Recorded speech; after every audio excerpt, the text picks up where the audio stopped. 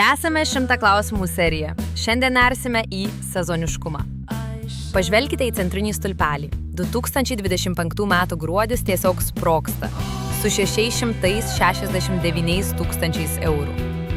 31. Kas sukėlė šį šuolį? Pirma mintis – Kinija.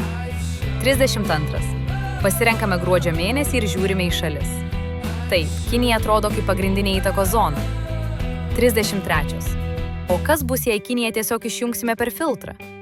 Žiūrėkite, gruodis vis tiek lieka užtikrintas lyderis. 34. Vadinasi, tai ne vienos šalies efektas? Pradedame jungti šalis po vieną. 35. JAV gruodis viršūnėje. 36. Jungtinė karalystė – tas pats vaizdas. 37. Ispanija, Prancūzija, Vokietija – visur gruodis yra sėkmingiausias mėnuo.